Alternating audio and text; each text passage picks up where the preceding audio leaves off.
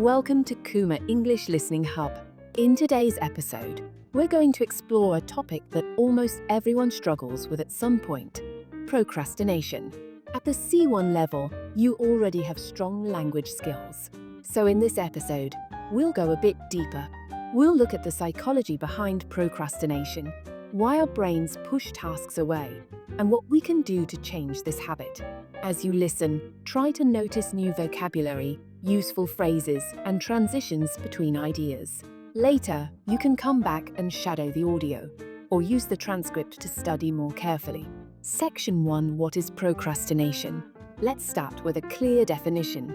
Procrastination is the act of delaying or postponing something that you know you should do, especially when the delay is unnecessary or irrational. It's not simply being lazy. In fact, many people who procrastinate are extremely busy. They may clean their rooms, check email, or scroll through social media instead of doing the one important task they are avoiding. So the key feature of procrastination is this: you choose short-term comfort over long-term benefit, even though you're fully aware that it will create more stress later. For example, imagine you have an important exam in 2 weeks. You know you should study tonight, but you tell yourself, "I'm too tired. I'll start tomorrow." Instead, you watch videos or play games. In that moment, you feel relief. But as the deadline gets closer, anxiety increases, and you might end up studying all night before the exam. Section 2. Common misconceptions. There are several misconceptions about procrastination. The first misconception is that procrastinators are simply bad at managing time. Time management is part of the issue, but it's not the whole story. Many procrastinators use calendars, apps, and to-do lists. They know exactly what needs to be done, but they still don't start. The second misconception is that people procrastinate because they don't care. In reality, procrastination is often strongest when we care too much. If a task feels important, we're afraid of doing it badly. To protect our self-esteem, we delay. If we run out of time, we can always blame the deadline instead of our ability. The third misconception is that pressure always improves performance. Some people claim, "I work best under pressure."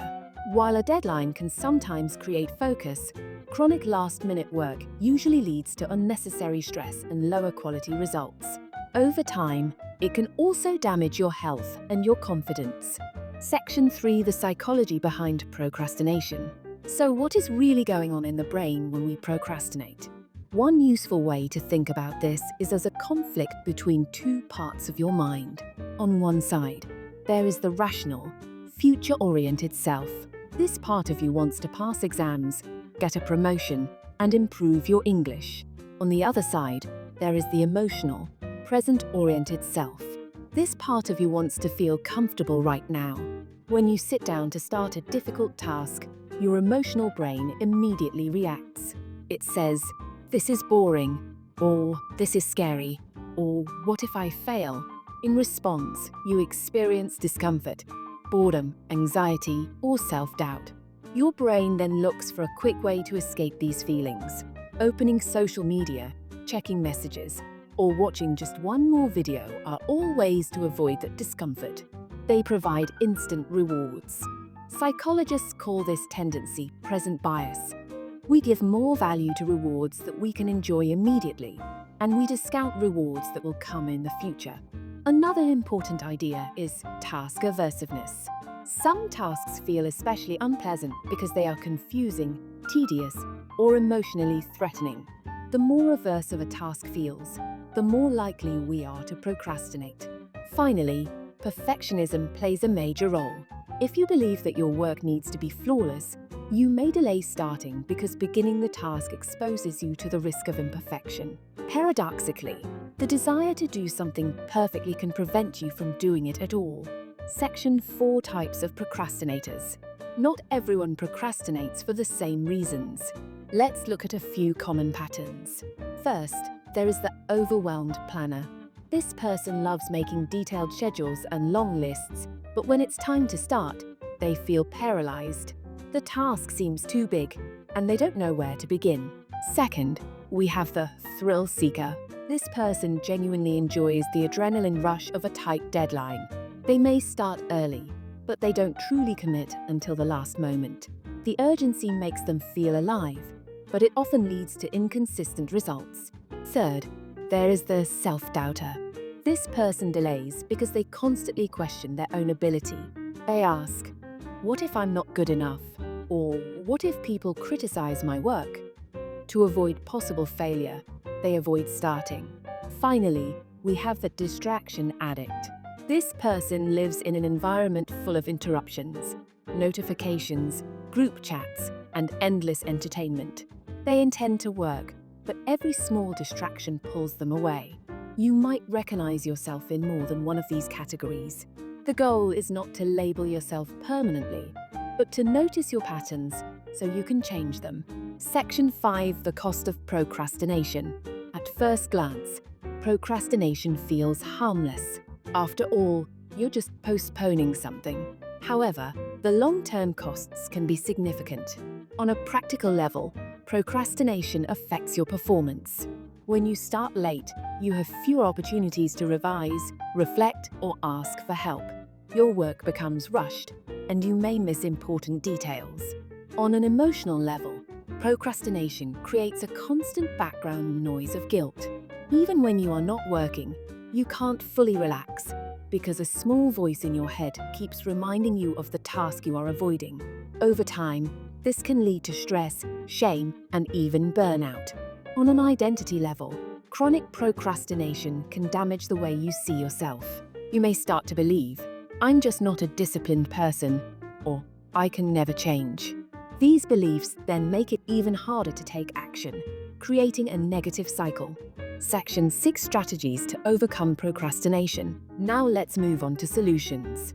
We'll look at a range of strategies you can experiment with. Some will work better for you than others, so treat this as a menu, not a strict recipe. Strategy 1 is to reduce the size of the task. When a task feels huge, your brain interprets it as a threat.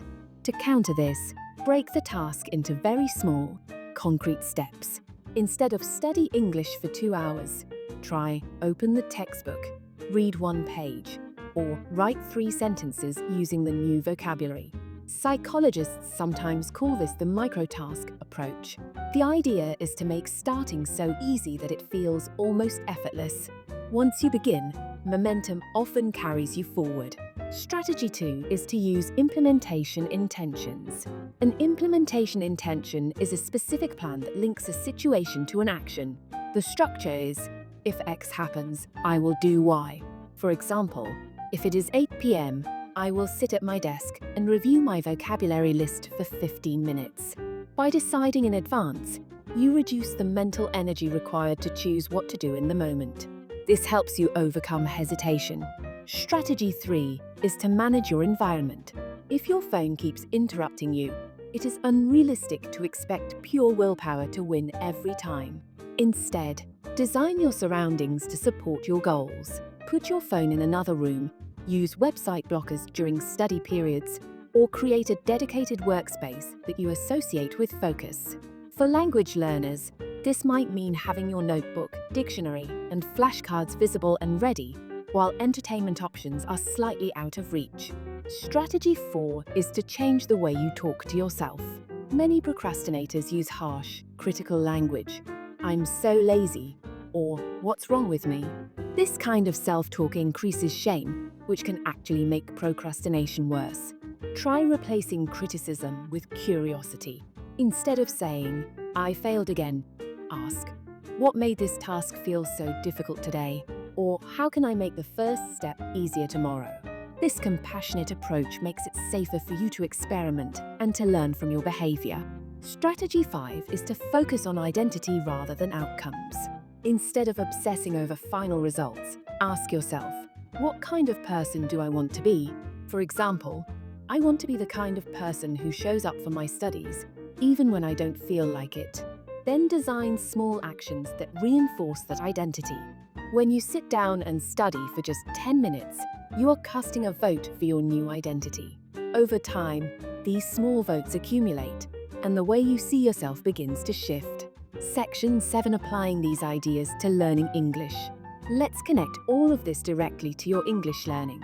If you're listening to this episode, you probably have ambitious goals. Maybe you want to study abroad, pass an exam such as IELTS or TOEFL, or work in an international company.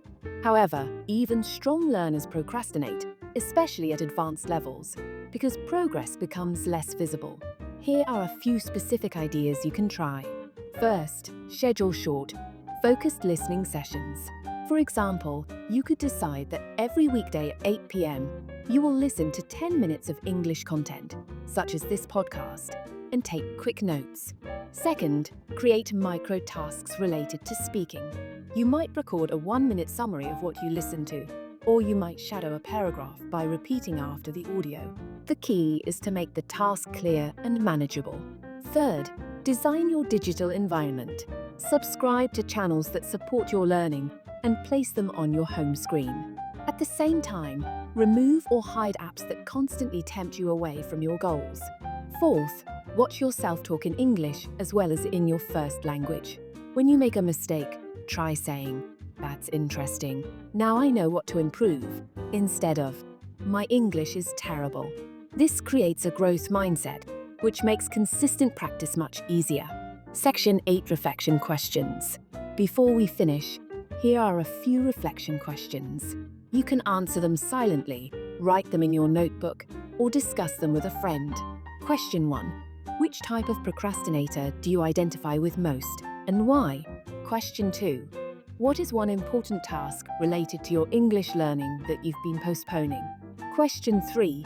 Which strategy from this episode would be easiest for you to try this week? How can you make the first step as small as possible?